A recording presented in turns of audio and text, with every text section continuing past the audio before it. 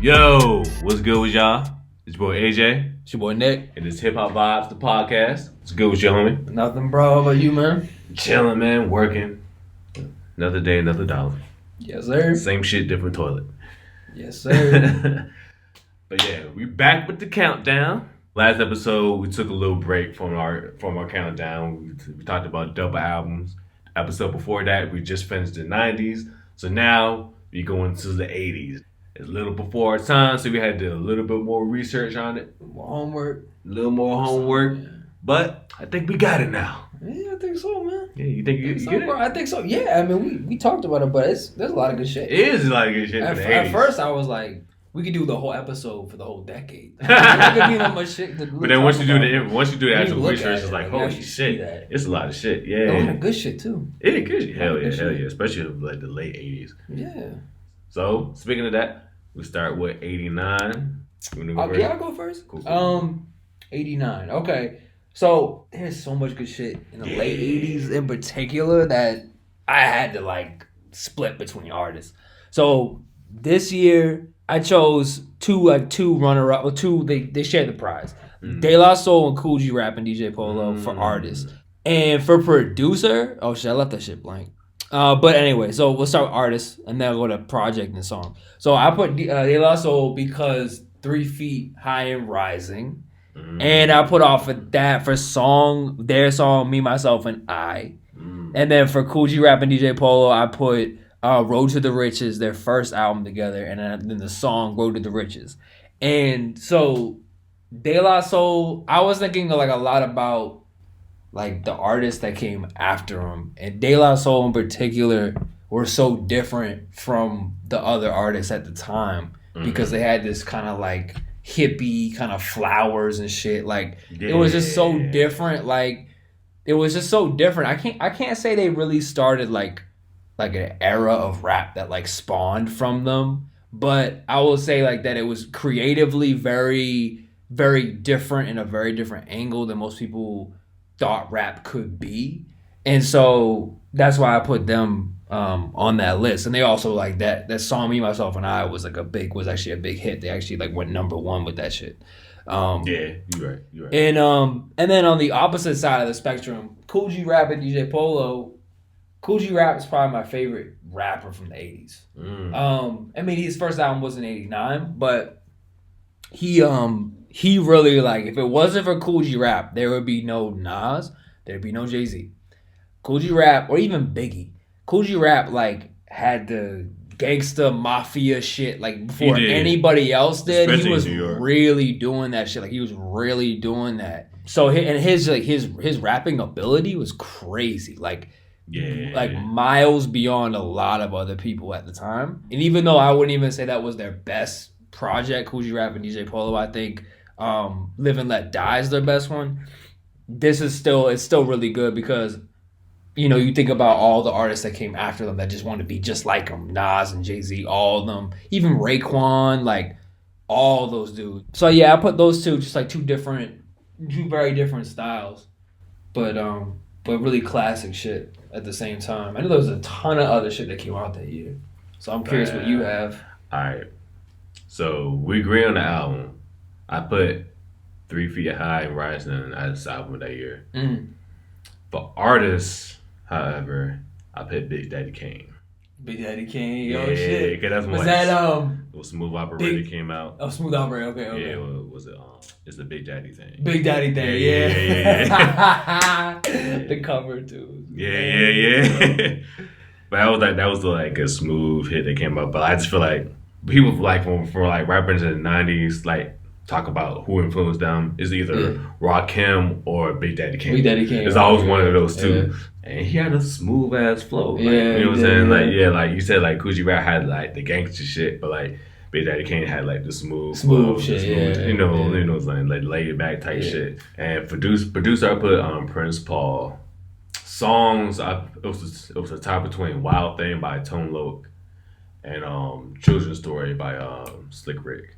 Oh shit, that came out that year? Yeah. Whoa. The album itself came out in 89, but the single didn't get released until No, my bad. The album came out in 88.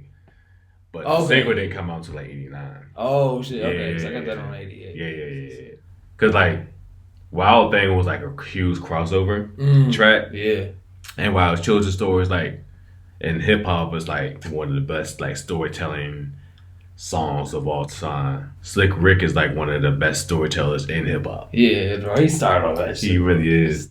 He really did, you know, for real. Like his whole album, like we'll get into that in '88. Most of his songs were like stories. Yeah, most of them shits were stories. Yeah. He's telling the whole story with all of those songs. Yep. Treating Like a Prostitute, Children's Stories, just like all the songs were literally just stories. So that's where Snoop Dogg gets his flow from, for real. Yeah, bro. But if I had to pick one, if we're talking about like the biggest hit, I'll probably say Wild Thing. Wild Thing. Yeah. I slept on that, bro. Yeah, even though Children's Story, I would say Children's Story is a better song, but commercial wise, Wild Thing was like everywhere. But there's other stuff that came out that year too. Fucking DLC released his debut album. Oh yeah, no one can do better. Yeah. Unfortunately, that was his only album because he got in the accident like maybe like a year or two later. Yeah. And that fucked up his voice, so he couldn't rap anymore. But he wrote the Chronic. He wrote a whole. He helped write Chronic. He helped write Doggy Style. He helped write a lot of shit with that. He did. Yeah. Even NWA too. Oh yeah, NWA too. Especially with Ice Cube. When Ice Cube writing shit. Yeah. Facts. I'm pretty sure EPMD had an album that year. Yeah, Unfinished Business. Yep. I think LL has something too. I'm pretty sure. Yeah, Going Back to Cali, Big Old Butt, Jiggling Baby. Jiggling Baby. Go ahead, baby. That's like his third album too. Walking with the Panther. And he has the actual panther in the fucking shit. Oh shit. Oh, Gangstar dropped the shit. No More Mr. Nice Guy. Yeah, Gangstar. That was their debut album. Okay. Oh, I didn't realize that they came out that early. They did. I thought they came out in '87. Actually, I thought they came out even earlier than that. Probably, but like I think that was like their first like studio. They've been around for a minute, bro. Yeah, I did not know that. I love until I started like looking them up. It's like, oh shit. A lot of shit, bro. Yeah. A lot of stuff, but I think we captured some of the best of it. Yeah, fast. Oh shit! I didn't realize. Okay, Biz Markie dropped Just a Friend that year. Oh shit! That's that might top Wild Thing. That might top Wild Thing. I ain't gonna hold you. That might top Wild Thing. Right. That's up there. Because I mean, of the songs we talked about, think about songs that like lasted for like years. Years. It became pop phenomenon, like viral. But basically the equivalent of viral. Like everybody knew that song. Man. Yeah, I might have changed my song. That probably is it. Bro. I might have changed the song. Yeah, that might be my song. That might be my song for '89. But bro, say just a friend. Would you say she just? Oh baby, you got what I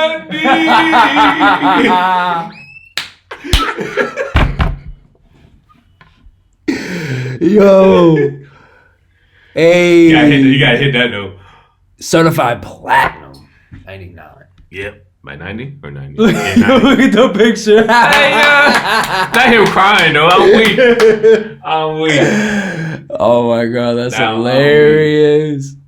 He wearing a Mozart wig. Oh yeah, he did have a Mozart wig in there. He did. Because he was on the piano. Bro, that was top number 9 on the Billboard Top 100. That's fucking wild, bro. Yeah. In 1990, when people didn't even listen to rap. Like, I mean, people did, but it wasn't like... I'm trying to think. I feel like Wild comedy. I feel like Wild Thing charted higher. But as far as, like, legacy status... Peaked at number 2. Yeah, see. I mean, charts-wise, it did better. But I feel like Just a Friend had more of a stronghold. Yeah, like in the years later, Years later, yeah. Let's do the Wild. Oh my god, yeah, this Wild is like Thing. the Wild Thing. Yep. Yeah, Tone Loc. Yeah. I remember him. Tone Loc, right? Because he was in one of my favorite movies. He played. I think he plays. Who does he play? He played Pee-wee on Baby's Kids. Oh shit! I'm thinking of the Al Pacino Heat with Al Pacino, Robert De Niro. A bank robber is De Niro, and then Pacino's a cop, and he's like Tone Loc is some like cracked out dude that they're trying to chase down. He was also on whatchamacallit. He was on Poetic Justice. He's been on a bunch of shit. Yeah. He's been on a bunch of shit. Look at this shit. All right, I think we got 89. Now, this is probably, I would probably say, bro, out of any year, 88 is probably the most, like, contentious for me. Yeah. There were so many fucking albums. Like, yeah. I mean, for me, again, I couldn't really pick one. I had to do like a cop out, two people. Yeah. But I said Public Enemy, NWA for artists, Bomb Squad and Dr. Dre for producer. It takes a nation of millions to hold us back with Straight Outta Compton. And then my songs, I put Black Steel and the Hour of Chaos and Fuck the Police. Ooh, and then I put Slick Rick. Did I put well, you said what the song came out, Children's Story. I wanted to put that on there. Sure. I just feel like Public Enemy, like that. I feel like of political rap, like that's the best political rap album of all time. Like I don't think there's any album that any rapper has made that's been like as political or as like, just I think political, man. Like that shit was crazy, man. That shit was crazy. Bring the Noise, Armageddon, like Black Steel and Hour of Chaos. You don't really hear shit like that. Like people don't make like political rap really as much anymore. Yeah. You know what I mean? Like, they might say something, you know what I mean? It might be like fuck Donald Trump or something. It'll be like a song, but like it won't be a whole album of like real charged up shit. And the 80s was like a really from what I've read and like even my mom and even the movies that came out, so like Do the Right Thing, Spike Lee came out like a year later, right? Oh, facts. All that shit, like there was a lot of like tension, you know what I mean? Police killings and all the crack cocaine, all that shit, like all the shit that was doing to like inner city, communities and shit. Public Enemy was like speaking out in their own way. But I feel like no other rap artist had really done that before. Like all the other shit's like, it's cool, it's like party music, but they're like, you know what, like we got like a political message. People love that shit. Everybody loved that shit. But then I also put NWA. I like putting two artists that are very different because NWA is the opposite of that shit. Facts. Like, NWA, like, while still speaking real truth. They're speaking the truth. They're speaking their truth. Yeah. And it's not like it's any less valuable. I would say that NWA has had more of a legacy than Public Enemy. I would honestly say that because in the sense of like commercial rap and what was to come, like. NWA was like the whole style of like we don't give a fuck. That was like their that was their main thing, right? I don't give a fuck about radio play. I'm just trying to make. I don't give a fuck about anybody. Yeah. Fuck you, and then just trying to like. You think years later like an Eminem comes around because NWA. You know what I mean? Because that whole attitude like not giving a fuck and then wanting to be controversial. You want parents to break your CD. You love that shit. You love seeing that shit. Like NWA was all that shit. Like it is like. And that album is hard as shit. The album is hard as shit. It is gangster shit, bro. It is like nothing but that. Gangster rap. I mean, it really, I feel like it definitely did. And you think about what came, like look at the artists we have on this list as you go along. Right. Pac and Nas and Wu-Tang, all these dudes like associated with the gangster shit. They like, you know what I mean? Like Nas and Wu-Tang were more like, mafioso shit. But Pac, Thug Life, Snoop, of course. Yeah. Like all the people, it's like I feel like they started. I feel like NWA made rap gang affiliated. Like they affiliated rap with gang, and then it became like from there. You saw all these different artists, like you know what I mean. Early 2000s, like you had to be a hustler to be like. Facts. Until Kanye came around, but you had to be a hustler. You had to be selling dope or whatever. Like so, NWA. I mean, you can't take away from the legacy of this shit at all.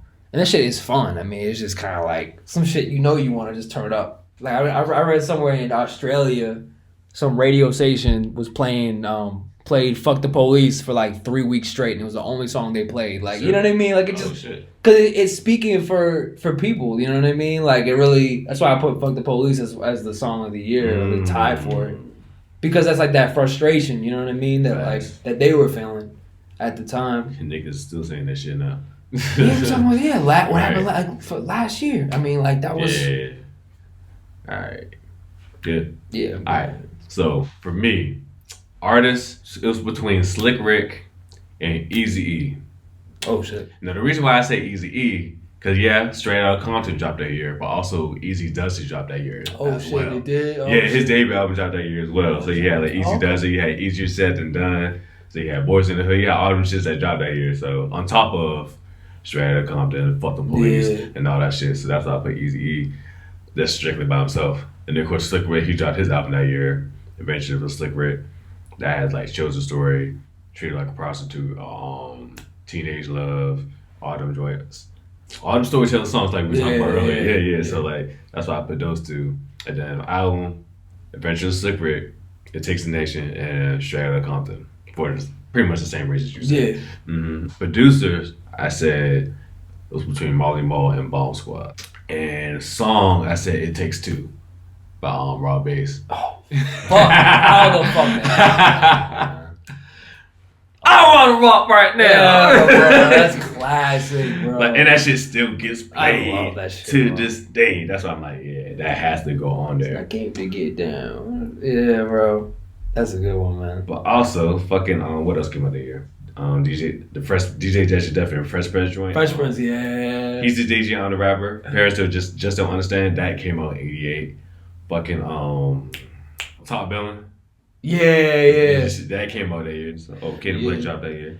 So Eazy-E, I see why you put him. Because you said because he had his debut album and then he had NWA. Yeah. The same and they both pretty much drop around. And I think, bro, like the next. I don't know if NWA. I think he was a critical member of NWA. He definitely was. Like, because I think if it was, in a way, I think he was kind of the center of it, bro. Like, because he had the street the actual street cred. Yeah. I think without that, like, people would have torn him apart. Yeah. Like, you know what I mean? Because Ice Cube, like, as good as an artist he is, yeah, he wasn't really about that. Like, none of them were really about that. Like, maybe Ren, I don't know, but maybe. Yeah, you don't really know, but like, with his shit, but. I mean, but it's Eazy-E was a known Crip in fucking Compton, like a known Crip in fucking Compton. He fronted the money for NWA. Right. So he was the reason why they even got studio time in the first fucking place. Because I was just taken back to it was some interview that I was watching. I think it was you heard of $1 million worth of game? You ever heard of the podcast? Two dudes. It's like two dudes. Like one's like Wallow and the other one I forget the other one's name, but what's that nigga name? He's from Philly. Both of them are Philly, yeah. Yeah. Gilly the Kid. Yeah. So the two of them, like, because Wallow, he had been in prison. It's not funny, but it's crazy. He had been in prison more than he ever been, like, not in prison. Like, his whole life. He spent 25 years in prison. He's, like, 40 years old. Right? It's crazy. And he was talking about how, like, some of the best rappers, like, they didn't really actually live that life. They just watched their man do it or somebody else and then just kind of wrote these stories. And I think about like Nas, you think about like Raekwon, you think about a lot of these artists, like, and then like Ice Cube, another one. Like he wasn't really like doing that shit, but he was like the one that could he knew how to write. He knew how to write, you know what I mean? Exactly. But if it wasn't for Eazy-E, like I feel like they would have never been accepted because they come talking all this gangster shit and go around touring around the U.S. and shit, and people are like, no, they're not like at all. They would try them and like it'd just be shut down. They would get shut down so quick. So I feel like Eazy was incredibly important to him. Yeah, he definitely was like the gangster. Was he the best rapper? No, hell no. But hell no. But he played. Everybody played their role. Right. That's what I like. Everybody played their role. Eazy had the street cred.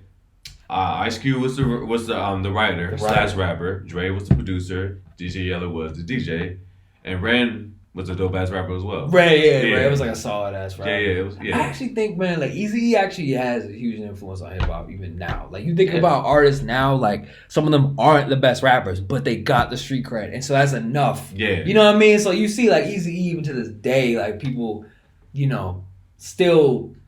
If they got the gangster look, they got that, like, they can be like good. But at the same time, it's kind of like a double-edged sword. Well, it is a double-edged sword, absolutely. Like, you know what I'm saying? Like, yeah, you got street cred, but it's like, nigga, you can't rap for shit. Right. I'm not trying to listen to your shit if you can't, if you stay on fucking beat type shit. You know what I'm saying? So, like. Right, but that's exactly right, man. I'm glad you said double-edged sword, because that's exactly right. Yeah. Exactly right, man. And also, you could say, too, like, if it wasn't for NWA, maybe we'd have more socially conscious shit. Yeah. Because you really don't have a lot of shit that's, like, front and center that's actually more socially conscious. We talk about like a year before that, we were talking about De La Soul, right? Like who had a bigger effect on hip hop like trajectory? NWA, De La Soul, like the hippie shit or the gangster shit, like gangster shit. You know what I mean? Yeah. And it's easy to criticize. Like you see a lot of reviews that just don't understand NWA at all because they're not from fucking Compton. They didn't grow up seeing people get shot and shit. You know what I mean? People wonder why are they so violent? Like because they grew up in this shit, man. Like even if Ice Cube wasn't over here, spend a week over here and see what's going on. It's like even if Ice Cube wasn't the one shooting or whatever, like he's watching this shit happen from the school bus, trying to go to fucking school. You know what I mean? Like some people I think are too critical about that shit. They don't understand. You don't need the game made them books. Is that from the movie, right? That's what the movie is. He said, I eat Crips for breakfast. Just the way he said that. Chris on Mafia blood. Hey, go ahead, yeah. How you gonna think these niggas be getting a whole speech at the same time all week? I was just playing. Man. I was just playing. He stopped the whole bus. He stopped the whole bus. Bus driver went, fuck that shit. He just like... he jumping him right on one. No, hell no. So yeah, man. You can shoot this kid. Ain't about to I think NWA too. If it wasn't for some angry ass white parents, like that, honestly, I think that fuels some of that success too. Of course. Like in a way, because it's like people are like, "Oh my god, this is terrible." Meanwhile, little Jimmy's listening to the shit. Exactly. He loves that shit. He loves it. All publicity is low-key good publicity if you're in the music business. Yeah, it is. It's true. Is what he's talking about really that bad? Hold on, let me listen to this shit real quick. Right. Boom, that's a straight right there. Right. Just like all those parents that they bought the album to fucking break it. It'd be one thing if you just stole the shit and then broke it, but y'all bought the CD just to break it. I'm like, nigga, you still gave them money. That defeated the whole fucking purpose. Stupid as shit. But they didn't understand that shit at the time. Buy all their music and burn that shit. It's just like that's a great idea. It's just like book burning. Like you gonna buy all these books and then burn them. Okay, right. I still got the money. Right. Fine. Fuck it. That shit. All right. So I think we at 87. 87. I'll go first this time. Okay. Artist. I put Rakim. Album. Paid in Full. Producer. Marley Marl. Song. That's what I meant to put. That song. Paid in Full. But I also put I Need Love by LL Cool J. Oh, yeah. It's classic shit. Yeah. Classic. But for the most part, Rakim and... What was your song? What was your song? Paid in Full. Paid in Full. Oh, okay. Yeah. So, but for the most part, 87, Rakim dominated the whole year, basically. Because that fucking album is fucking classic. Even it sounds good now. Exactly. So many people sample this shit. Thinking of a master plan. Like all that. Like the whole shit. Yeah, like well, as soon as you hear that first line, you already know what the fuck is up. Even before the line, like once you hear that beat. Right. Like that beat is iconic. The whole song is iconic as hell. And then it goes back to what I was talking about earlier, like Rakim versus Big Daddy Kane, like they always put those two against each other, like who's better or the better influence or whatever type shit. But yeah, I get that shit to Rakim all the way. LL was doing this thing in 87 too. Yeah. I Need Love came out. That's another iconic song as well. I mean, it's not as iconic, I guess, as like later songs, like from like 90 on down. But this is when started off so fucking young. We'll get to him again. I mean, I got him. I got same. But it's crazy. He really. It's wild that he started that early. It's crazy. It's really that wild. Cause like growing up, like as a 90s kid, growing up, like when I first seen LL, it was fucking. I think the first song I heard from him was fucking Doing It Well. Okay. That was like the first song I heard from him, and by that point he was already doing like TV shit already. Yeah, so. he was already. He had his own TV show. Yeah, what was that shit? He had in the house. SWAT or some shit. He was on. I think he was on SWAT. I saw him on SWAT. Yeah, I remember. He was on Deep Blue Sea. Deep Blue Sea, yeah, he was on these cop shows and shit. Yeah. He did all these fucking cameos and shit, all these movies. By the time I knew who LL was, he was already like a movie star by that point. Yeah. He's a fucking man, bro. Him like Will Smith and shit. Right, but by that point, they had already been like 10 years in the game, in the hip hop game. So I was like, oh shit. Right. So, but me being like, 5, 6 years old, nigga, I ain't know none of that shit. Right, exactly. I knew him as a movie star first. Exactly. Same thing with Brandy. When I first realized that Brandy was a singer, I was like, oh shit. Yeah, right. I thought she was like, actress turned singer. I didn't know she was singer turned actress. I'm like, oh, okay. Yeah. That's dope, man. Yeah. I just thought about Will Smith and him, just OGs. Because of Will Smith, you think of Fresh Prince, so you think of the TV show. Think of the TV show, yeah. I didn't think about the actual songs think of the TV show first. Until you went back. As a kid watching the show. Yeah, as a kid, yeah. Because the song was the show was already out when I was born. So right. Yeah. I was born in 90. I think that when the show came on 90 or 89? I think it came out in the 90s. It was definitely on the 90s. I know it was the 90s, but I feel like so maybe it started in the late 80s. I feel like it came on in 89 or maybe in 90. But either way, I was still a young ass kid. I watched way more of that than I heard Will Smith's music. Right, no bullshit. Until he had a couple of joints Men in Black, get it jiggy with it, and all that shit. Exactly. You know what I mean, that shit came. I'm like, welcome to Miami. Right. All I'm like, shit. okay, actor turned rapper, just like you got NBA players turned rappers, like you got Shaq, you got trying to rap and shit. Allen Iverson. Yeah, and all that shit. So that was my mindset as a kid. Keep in mind, ladies and gentlemen, I was a kid during these ages. Don't judge me. Damn kid. I was a damn kid. I was like, I wasn't even a teenager. I wasn't even preteen yet. All right. So yeah. So going back and realize I'm like, oh shit, these niggas was late rapping and they were rapping some dope shit. Right. You know what I'm saying? They had some dope ass songs. Actually dope. Not corny. Will Smith had Summertime. Right. Summertime. Parents just don't understand. Ella had Wound Away Girl. Mama Said Knock You Out. Mama Said Knock You Out, bro. Which I didn't know was the fucking Kumo D. I did not know that. I didn't know that shit either. Yeah. I was like, oh shit, that's a diss? Damn. Then he had that beef with Cannabis. Oh yeah. He fucking smoked cannabis. Now that I look back on that beef, LL won that. He definitely won that shit. Well, Second Round Knockout was a dope ass song, but he killed that nigga with fucking Jack the Ripper's Strikes. Jack the Ripper, yeah. 99% of your fans don't exist. I'm like, damn. Yes, that's classic, bro. Oh man, that's classic shit, bro. That nigga never came up from that in the end. Nope. Where's he at now? We ain't never heard of him. Last time I heard of him was he was beefing with J. Cole. Because for what? Yeah, okay, so this is some corny shit, bro.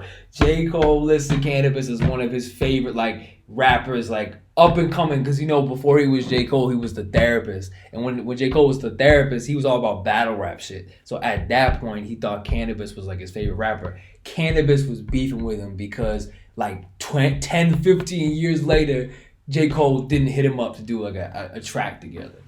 Bro, come on, man. He was complimenting you. Just take the compliment. Why now you're complaining? And J. Cole was a really nice dude. He actually was he's nice and shit. You know what I mean? Yeah. He hopped on a call with them or whatever. But Cannabis ended up looking just so stupid, man. Just take that as a recognition for your quality that. You know what I mean? He was bro, that's so corny. Complaining about he owes you a paycheck. And he doesn't owe you shit. He just acknowledged you. That's the whole point. He never been the same as the LO destroyed him. Right. He didn't have that legacy. No, that reminds me of some shit. I seen some shit a couple weeks ago. I worked and I fucking died. Cause you remember B.O.B. Of course, yeah. So there was a video. B.O.B. is hilarious. So there was a video on YouTube talking about what happened to B.O.B. What did happen to B.O.B. All right, he fell off the earth because he pretty much fell off. I'm gonna get to that too. So first of all, he was a pop rapper basically. Yeah. So he was a pop rapper. So he tried so hard to try to be your typical hip hop artist, the gangsta shit, whatever, blah blah. And people weren't buying it. He did that at first. No, I mean he was popular first, but he tried to and then he tried. He tried to go to the hip hop route, and nobody was fucking with him. Yeah. But some years later or whatever, he went on a rant on fucking Twitter talking about the Earth was flat and all this other shit, blah blah blah blah. And then what's the dude's name? Neil Tyson, the scientist dude. He tweeted him back about that shit, about that tweet. And then this nigga made a fucking diss song on Neil Tyson. Oh, hell no. He made a diss song about Neil Tyson. Yo, just the fact he made the song, he lost that shit. I died so fucking hard. This my coworker died for the rest of the night. I was like, bruh, this nigga made a diss song about Neil Tyson. Who the fuck does that? Why?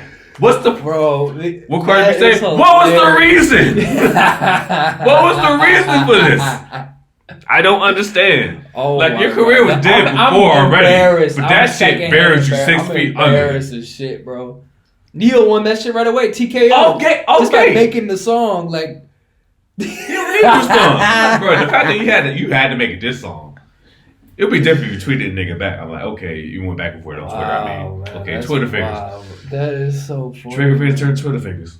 That shit's you get bought by scientists, nigga. Damn. Like, come on, son. I saw that shit. I'm like, bro, like I ain't really care for you already, but now I really don't care. For I just the other day, my wife was singing it. Was jokingly singing that airplane shit. You remember that song? Yeah, airplane. Like I was like, oh my god, never sing that shit again. Like it was just so corny, man. But hey, man, he got it. He made some money and sold some records. For him. Good for him. He didn't make this list though. No, at all. Never. Bruno Mars would make the list before him. Speaking of Bruno Mars and fucking Anderson .Paak. Oh yeah. A little plug for that. They dropped that album last week, Silk Sonic. That shit is fucking fire. If you haven't listened to the shit already, what the fuck is you waiting for? It's fucking fire. It's everything. It's everything. It's got a little hip hop in it. It's got. He got a little bit. Rap, Yeah. It's not rap, but he's got a little. Anderson .Paak's got a little flow. Yeah, exactly. But fucking if you're a fan of like 70s music, like the 70s like soul, R&B, funk era, that's definitely the album for you. All my old heads, definitely gotta listen to that shit. Shit is fucking amazing from top to bottom. It's only 10 songs. Yeah, I saw that. It was like a little short. It's good. Exactly. That's good, short and sweet. But yeah, who else? Oh yeah, Wale dropped his shit a couple weeks ago. Forlorn too. You like that shit? How do you feel about that? As a Wale fan, as a seasoned Wale fan, you're the Wale king. That shit was fucking amazing to me. Wow, really? That's definitely like. Wow. I'll probably put it in my top 5 like favorite albums of this year so far. Wow. Yeah, it's like amazing. Damn. Because he had the shit with J. Cole. He had the shit with fucking I like the one with Chris Brown. I like the one with Angles. And he went back to like his old ways, like doing like go-go beat type beats. He did? He went back to that shit too. So like, I fuck with that. I want to hear that. I forgot which band. I forgot which go-go band he had on the fucking. Oh, that's awesome. He had to actually like real. Yeah, he actually had him on the album. I forgot who it was. That's dope. Man. I can't think of it off the top of my head. And actually, one of those songs. Oh, one of them songs they used for the theme for NXT WWE. Oh yeah, because he does things for WWE. So like, yeah. Bro, no wonder you love this. Yeah, so one of those. I mean, I'll fuck with it before that, but like, yeah. So one of the songs was actually on. It was on like on one of the WWE shows, and they sampled fucking Still Tipping. This is the Still Tipping sample. Like, wow, that's dope. Yeah, that sounds really. Wale did his thing on that album. That's dope, man. Wale's dope. Of course, like the main single, "Poke It Up." Yeah, I heard that shit. Yeah, that was dope. Q-Tip sample. Q-Tip sample, yeah, that was cool. And that was different, man. Exactly. I like that. That was different. And it's good to hear Cole on a song with them too. Yeah, that's a versus battle I want to see though. That'd be good. If I had to pick a versus battle, Wale versus J. Cole would be. That'd be a good one, man. Because they both came out around the same time. I think like in terms of skill, like they're pretty neck and neck. Exactly. I think catalog J. Cole. Oh, I don't know. You know, man. Maybe I shouldn't speak on that. Maybe I'm not qualified to speak on that because I haven't heard enough. I haven't heard all of Wale's albums. No, if you're going strictly off hits, I've heard like. If we're going off hits, I'll probably give it to J. Cole. Actually, I've listened to a bunch of his albums. I didn't listen to a lot of his mixtapes though. I know the mixtape. I wasn't there. I was with J. Cole. I want to be J. Cole. I listened to his mixtapes. I didn't really listen to Wale's mixtape except for mixtape about nothing. More about nothing. More about nothing. That's the one. More about nothing. That was my shit. Yeah. That was. Because you got mixtape about nothing. That's actually my favorite Wale project. More about nothing is my favorite. No, that shit was definitely fire. I think my favorite Wale project is 100 Miles of Running. Yeah, I heard that was a classic one. That's more so. No, I mean it was good regardless, but I feel like for me personally, it's probably more for like a nostalgic purpose because that shit came out like right when I started getting into Wale. Yeah. Because I think that joint came out like 08. Yeah, I want to say it came out like 08, maybe late 07, but I think it was 08 for sure. We got sidetracked as fuck. We did, no bullshit. We went from 2007, we went from like the 80s to fucking 2021. God damn. We're no bullshit. It's all rap. It's all rap. It's all rap. It's all hip hop. It's all love. So 87, I was gonna take. You done? Did you get 87? Yeah. I'm good. Yeah. You sure? Yeah. I think I pretty much had the same shit. Word. Eric B and Rakim. Okay. Artist. Molly Mall. Producer. Project Paid in Full. But I put I Ain't No Joke. Because I think that that song was like the intro to Rakim. Because that's like you sum him up in one phrase. That's it. Cause he's dead serious. He's dead serious, bro. You see him rapping like he's just like cold. Just his style was just different, man. Like you see like some of the '80s shit. It's funny meme that my wife was showing me, like making fun of '80s rap, saying like ABC 1 2 3. Like, that be like the whole '80s style as a whole. Like nah, like listen to Rakim. Like nah, ain't none of that shit at all. It's like straight, just straight. Just gives it straight to you. I like that shit. I liked his style. And if it wasn't for Rakim, bro, there'd be no Nas. There'd be no many dudes like DMX, like all these dudes. Like there would be none of that shit. I don't know if there'd be like the Biggies and all that shit. Like Rakim really had that like just that persona. Like right. You know what I mean? It's just no joke. I ain't no joke. Fact. That's it. That sums it up. Right. Oh yeah, another thing that came out that year, Criminal Minded. Oh yeah, Boogie Down Productions. Definitely got to put that on there. That was on there. That was a classic. I was in that shit earlier. KRS one of the best to ever do it. Yeah, his style, his flow was. KRS One is one of the best for years. He's been doing this shit. Like he literally still puts out albums now. Like his shit is. Yeah, his shit storytelling, fucking content. He had the street. Then he had the what was the next one? By Any Means, or I think it was before actually. By Any Means Necessary with the Malcolm X cover with the Malcolm X. I think that came up beforehand. Yeah, I believe that was some South Bronx shit, bro. That's where it all came from. I wanna thing.